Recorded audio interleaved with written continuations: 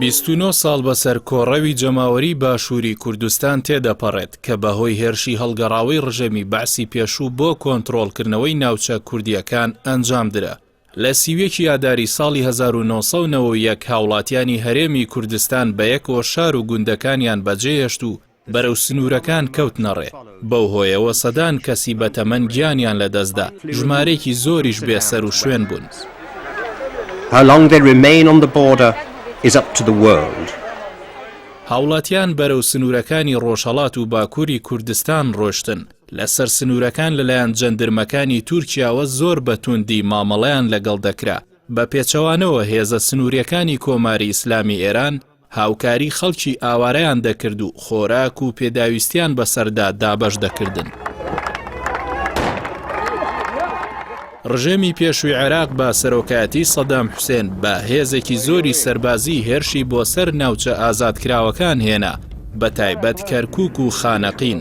ئاوارەکانی کوردستان دوای گیرسانەوەیان لەسەر سنوورەکان لە شارەکانی ڕۆژهەڵاتی کوردستان و باکووری کوردستان لە ژمارەیە کەمپی سەربازی جێگیر کران. ئەوەی ئێستا جێگەی سەرنجە هەڵوێستی سەرکردە سیاسیەکانی ئەو کاتی پارتی و یەکێتی بوو کە ئەم دوو هێزە ئەو کاتیش نەک هەر نەیانتوانی کۆڕە و وەک دەرفەتێک بۆ گەیشتن بەسەر بەخۆیی بەکاربێنن، بەڵکو کەوت نەچنینەوەی دەستکەوتی مادی تایبەتی و حیزبی. هەر ئەوە ژوای کرد بەشێکی زۆری خاکی باشووری کوردستان بکەوێتەوە دەستی ڕژێمی بەعس.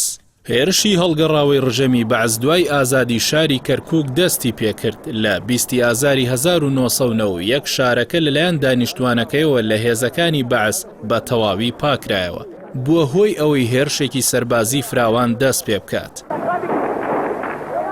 ئێستا دوای تێپەڕبوونی 29 ساڵ بەسەر ڕاپەڕین و کۆڕەوی خەڵکی باشووری کوردستان، هێشتا بەشێکی زۆر لە ئامانجەکانی ڕاپەڕین و کۆڕە و بەدی نەهاتوون. گەندەڵی، سەروەرنەبوونی یاسا، نەبوونی دادگەری کۆمەڵایەتی و نەبوونی دەرفەتی یەکسان بۆ هەمووان لەو کەم و کورتیە دیارانەن کە یەکێتی و پارتی لە 29 ساڵی دوای کۆڕەودا بە دانیشتوانی ڕاپەڕیوی باشووری کوردستانیان بەخشیوە. لە ئێستادا هێزی چەکدار لای ئەو دوو حیزبەیە و هەمیشە هاوڵاتیان ترسیان لەسەر هەڵدانەوەی شەڕی ناوخۆ هەیە. بە جۆرێک مەترسی هەیە لەگەڵ توندبوونەوەی ململانیەکانیان دەست بۆ هێزە چەکدارەکانیان دەبن. ئەمە جگە لەوەی هاوڵاتیان لە مافە سەرەتایەکانیان بێبەشن. زۆرێک لە خزمەتگوزاریەکان کە لە سەردەمی پێش ڕاپەڕین هەیان بوو ئێستا نەیان ماوە.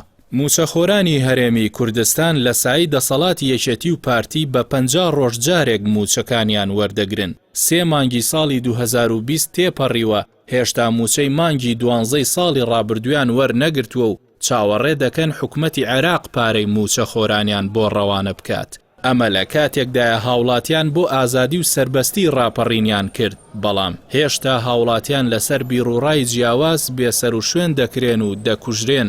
ئێستا دەیان هاوڵاتی هەرێم لای هەردوو حیزبی دەسەڵاتدار بێسەر و شوێن و چارەنووسیان بە نادیاری ماوەتەوە.